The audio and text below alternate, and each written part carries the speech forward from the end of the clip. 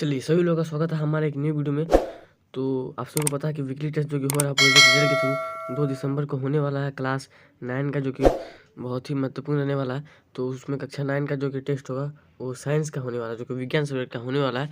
तो चलिए हम लोग इसके बारे में 14 जो कि महत्वपूर्ण सवाल के बारे में आज हम लोग देखेंगे, और उसके जाने माने जो कि कुछ महत्वपूर्ण सवाल है उनके बारे में हम बताएंगे। जो ओरिजिनल टाइप का क्वेश्चन रहने वाला है, वेरी वेरी वेरी इंपॉर्टेंट ये रहने वाला है, same to same original type का ये रहने वाला है। ठीक है, इससे आपको जो कि है 100% गारंटी में देता हूँ कि आपको इसी से ज़्यादातर सवाल पूछे जाएंगे। इसमें ऑब्जेक्टिव भी है और सब्जेक्ट भी है। चलिए हम लोग वीडियो को स्टार्ट करते हैं। चलिए पहला क्वेश्चन हमारा देख लेते हैं।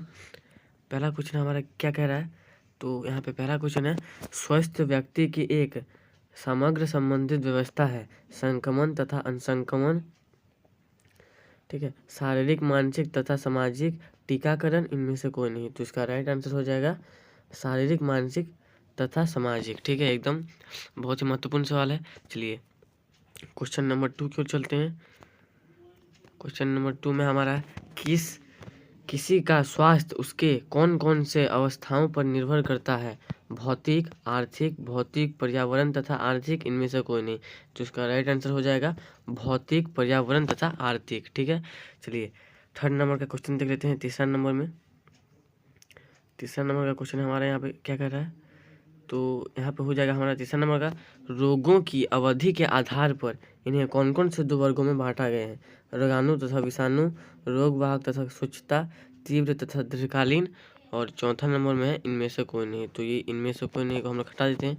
तो आइए हम लोग देखते हैं, इसका राइट आंसर हो जाएगा तीव्र तथा दीर्घकालीन, जो कि 2 प्रमुख वर्गों में बांटा गया है। एक हो जाएगा आपका तीव्र और एक दीर्घकालीन। ठीक है, चलिए चौथे नंबर के क्वेश्चन की ओर हम लोग बढ़ते हैं। तो यहाँ पे चौथा नंबर का क्वेश्चन क्या कह रहा है, चौथा नंबर का क्वेश्चन हमारा है कि निम्न में से कौन रोग का कारक है। ठीक है, स्वच्छता तथा आर्थिक, स्वच्छता तथा अस्वच्छता, संक्रमण तथा असंक्रमण, इनमें से कोई नहीं। तो इसका राइट आंसर हो जाएगा संक्रमण तथा असंक्रमण। जी हाँ, इसी से जो कि है रोग, जो कि रोग का कारक है, जो इसी से रोग फैलते हैं। चलिए 5 नंबर का क्वेश्चन हम लोग देख लेते हैं।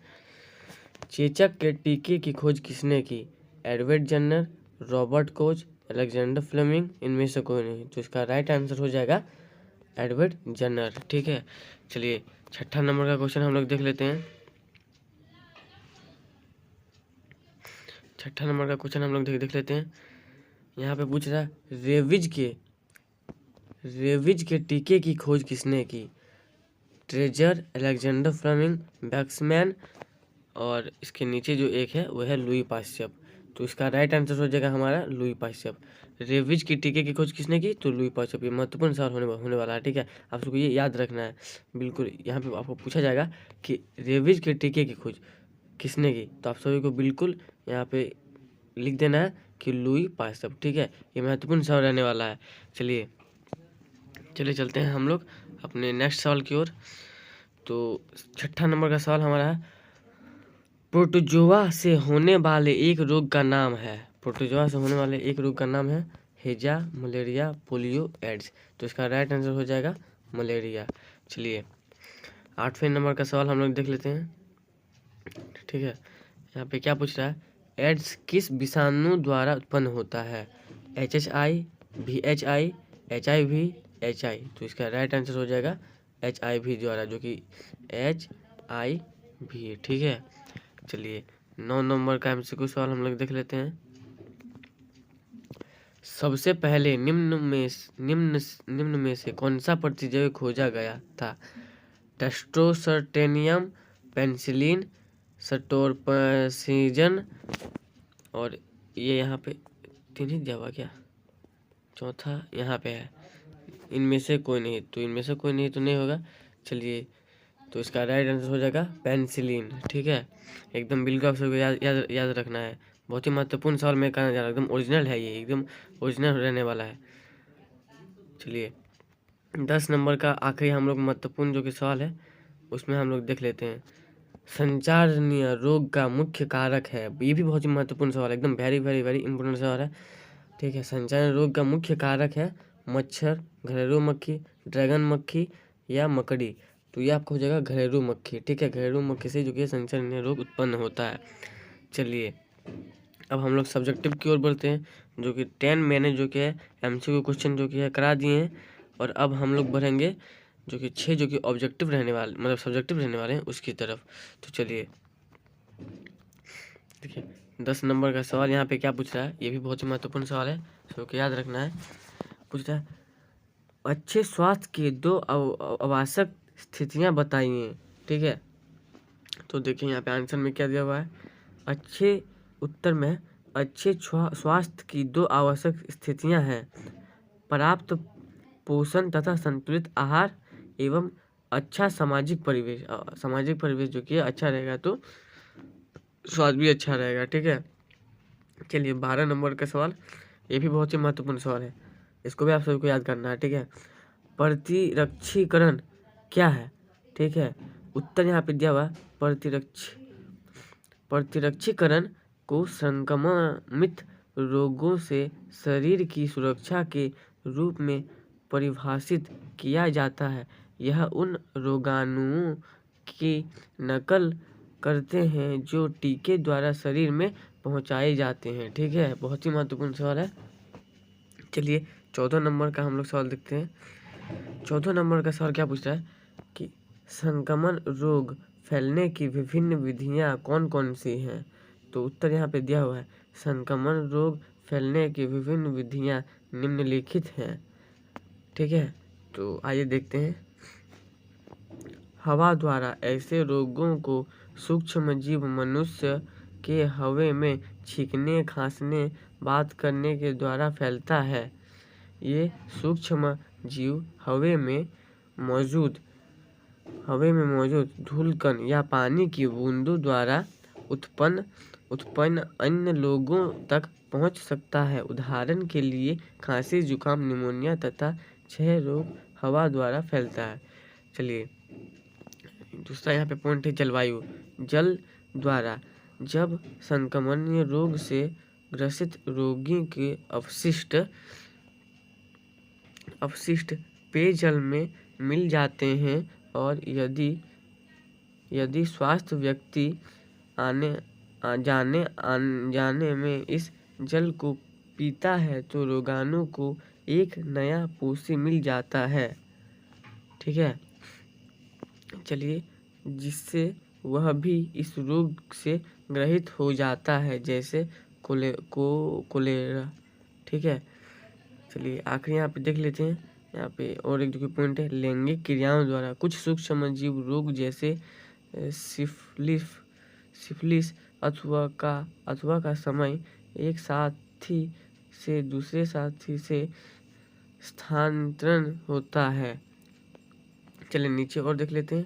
ये 3 पॉइंट आप सभी को एकदम याद रखना महत्वपूर्ण है। 14 नंबर का सवाल अब हम लोग देखेंगे। संक्रमण रोग को फैलने से रोकने के लिए आपके विद्यालय में कौन कौन सी सुविधाएं आवश्यक हैं। तो इसका सवाल हम लोग देख लेते हैं।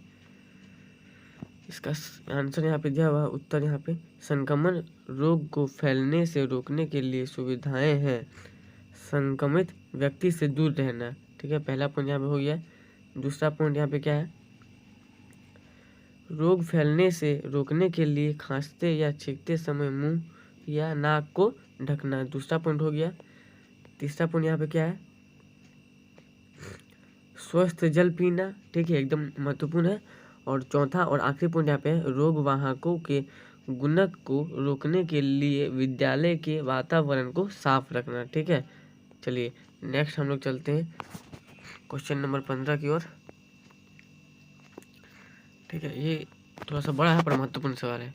चलिए, एक बच्चा अपनी बीमारी के विषय में नहीं बता पा रहा है, हमें कैसे पता करेंगे कि बच्चा बीमार है। ठीक है, ए और बी में भी दिया हुआ इसके जो पॉइंट वाले हैं, बी उसे कौन सी बीमारी है। तो आइए हम लोग देखते हैं।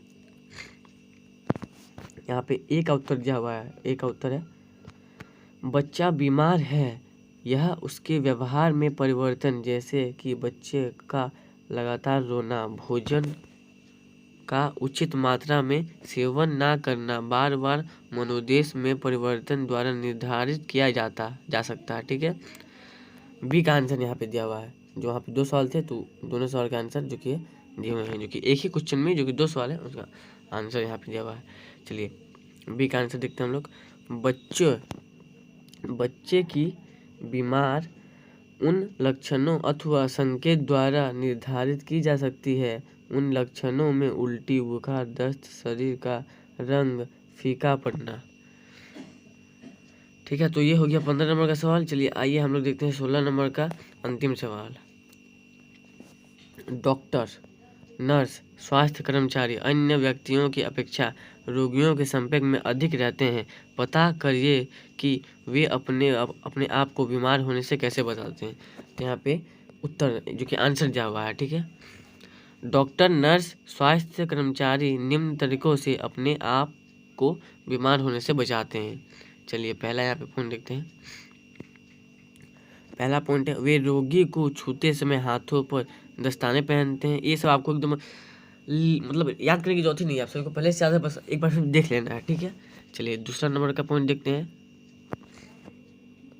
फिनाइल आदि के द्वारा कार्यस्थल को विसंक्रमित करते हैं। ठीक है, चलिए तीसरा नंबर का पॉइंट देखते हैं। वे मास्क का प्रयोग करते हैं ताकि रोग के कीटाणु नाक और मुंह से उसके शरीर में ना जा पाए। ये भी एक पॉइंट हो गया। चलिए चौथा नंबर का पॉइंट देखते हैं हम लोग। किसी संक्रमित व्यक्ति को स्पर्श करने के बाद साबुन और रोगाणुरोधक लेसन से हाथ धो लेते हैं, एंटी जो कि रहता है उसी से।